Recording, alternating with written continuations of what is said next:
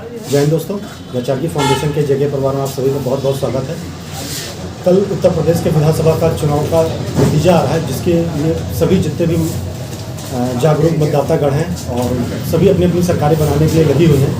आज मैं Lucknow civil court आया हुआ हूँ और जहाँ पे हमारे पास सम्मानित अधिवक्तागण हैं और उनसे मैं आपका परिचय कराऊँगा और कल इनकी सरकार आ रही है और यहाँ पर अधिवक्ताओं का क्या मत है और अखिलेश यादव जी के जो बयान आ रहे हैं और जो दिनेश शर्मा जी के और राकेश त्रिपाठी जी को कल जो अखिलेश जी का बयान आया है, ये कौन से प्रवक्ता हैं जो बयानबाजी की गई, क्या इससे जनताओं अधिवक्ताओं में क्या रोष है, क्या चीज़ें हैं, सबका मैं आपका परिचय कराता हूँ।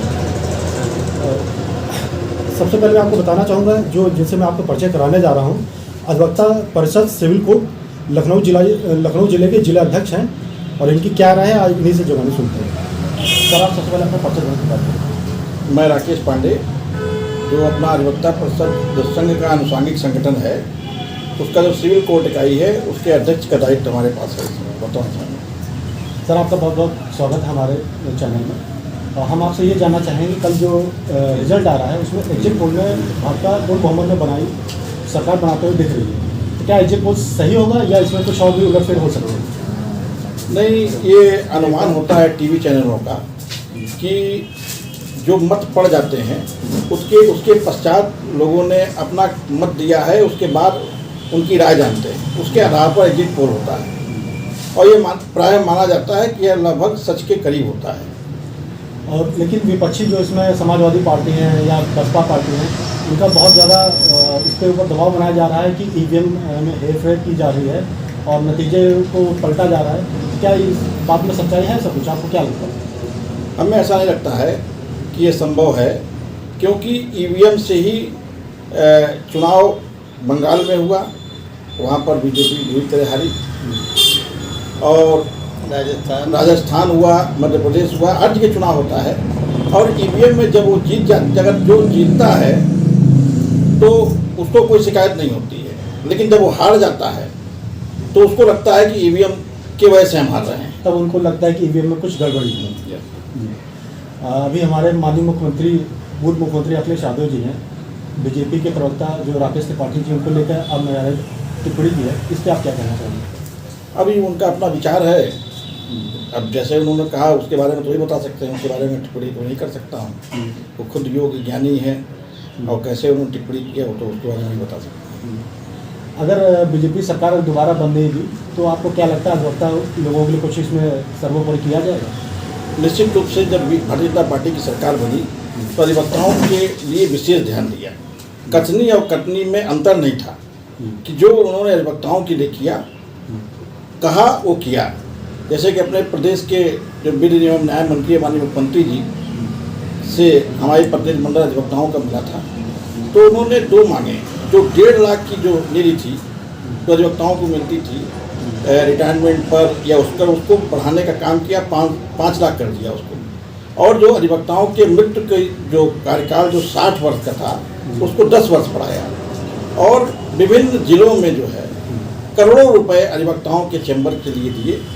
कोई भेदभाव नहीं किया। लेकिन हम निश्चित रूप से ये सरकार अगर आती है वर्तमान सरकार, तो मैं मांग करूँगा कि जो अधिवक्ता डेली कार्य करता है और जो फीस मिलती है उससे से अपने जीवन यापन करता है, लेकिन कभी कभी जो मुसीबत, कभी आपदा काल या दैवी काल आ जाता है, उस दिशा में अधिवक्ताओं को बहुत संघर्ष करना पड़ता है। और इतनी मेरी मांग वर्तमान सरकार या आने वाली सरकार से होगी कि अधिवक्ताओं को भी जैसे आयुष्मान योजना से जोड़ा है, वैसे अधिवक्ताओं के परिवार को भी आयुष्मान योजना से जोड़े, कम से कम उनका इलाज तो 5 लाख तक का उनके परिवार का इलाज हो सके। जो वर्तमान समय में अभी कुछ मांगे उठ रही है राज्य विधिक परिषद की तरफ से या उत्तर प्रदेश बार काउंसिल की तरफ से कि नवयुवक जो अधिवक्ता आते हैं, सरकार उन पर कुछ ध्यान नहीं देती है, तो आपको क्या विचार है, सरकार के ऊपर कुछ टिप्पणी करनी चाहिए, कुछ ध्यान देना चाहिए? नहीं, निश्चित रूप से जो नवयुवक अधिवक्ता आते हैं तो प्रारंभ काल में तुरंत तो उनको अपना अभी ज्ञान अर्जित करते हैं।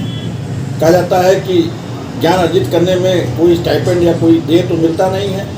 अब वो परंपरा भी खत्म हो गई कि सीनियर पूरा ध्यान नहीं रख पाते हैं किन्हीं कारणों से, तो निश्चित रूप से सरकार अगर प्रोत्साहित करेगी तो उनके लिए बहुत अच्छा रहेगा। हमारे साथ कई अन्य अधिवक्ता साथी हैं हम उनसे भी जानना चाहेंगे जो सरकार अगर कल के जो रिज़ल्ट आ रहा है उस पर उनका क्या मत है, और जो सरकार आएगी तो उस पर क्या जो नवयुवक लोग हैं बेरोजगारी मुद्दा क्या वो समस्या का हल हो पाएगा। सर आप अपना परिचय देने खुदा करें।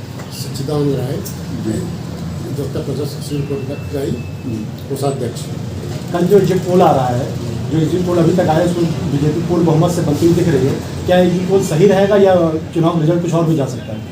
100% ऐसा सही होगा और 300 सीट एवं होगा। 300 पार आप ले जा रहे हैं इस बार बीजेपी को फिर से, बिल्कुल निश्चित होगा। ऐसा कोई मुख्य कारण जिसकी वजह से बीजेपी फिर दोबारा 300 पार आ रही है? भाई 5 साल में जो किया है काफ़ी कुछ किया है, हर वर्ग को दिया है, गरीब को दिया है, मतलब किसी को वर्ग को छोड़ा नहीं है, जिसका लाभ जो है मिल रहा है इसमें है। मतलब बीजेपी का जो नारा है सबका साथ सबका विकास, इसको इसमें बखूबी निभाया। बिल्कुल।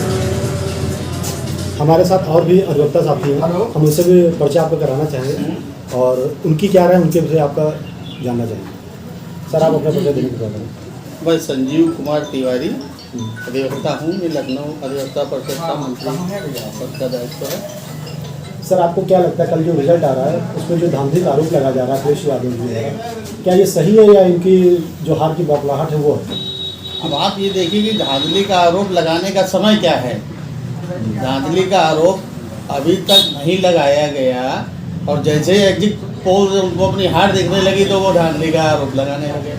केवल समय कम है और आरोप ज़्यादा है, इस वजह से आरोप लगा रहे हैं। बिल्कुल, तो उनको अब लग रहा है कि अब हम हार रहे हैं और ये हार वो बर्दाश्त नहीं कर पा रहे हैं, इसी वजह से इस तरह का आरोप लगा रहे हैं। और हमेशा रहा है जब ईवीएम जब हार होती है तब ईवीएम पे ठीकरा फोड़ा जाता है, वो हर जगह का है। वो कहीं की भी सरकार हो अगर वो हारी है तो हार का ठीकरा फोड़ा जाता है। हाँ, ईवीएम के ऊपर हार का ठीकरा फोड़ा जाता है। जब जहाँ जीत रहे हैं, जहाँ विपक्षी जीत रहे हैं वहाँ पर कोई ईवीएम खराब नहीं होता है। आपके अनुमान से बीजेपी कितनी सीटें पाने में कामयाब होगी? 300 प्लस, 300 प्लस।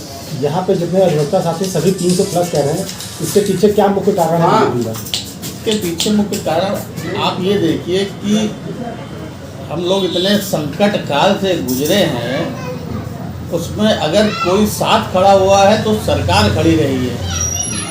सरकार ने प्रत्येक व्यक्ति को इतना अनाज इतना उपलब्ध कराया है, कम से कम फ्री राशन की जो व्यवस्था करी है, महीने में 2 बार फ्री राशन मिलना। जो छोटे तबके के लोग हैं, जो हमारा मजदूर भाई है, जो हमारे छोटे तबके के लोग हैं, जो डेली काम करने वाले लोग हैं, उनके लिए ये बहुत बड़ी चीज़ है राशन मिलना। मैं एक आपसे मुख्य क्वेश्चन पूछना चाहूँगा, जो बीजेपी 300 प्लस ला रही है, इसमें अगर हम एक चेहरे की बात करें तो योगी जी का चेहरा लिया जाएगा कि मोदी जी का चेहरा लिया जाएगा? एक व्यक्ति की बात करें। देखिए, बीजेपी में जहाँ तक हम जानते हैं कि कोई चेहरा नहीं है।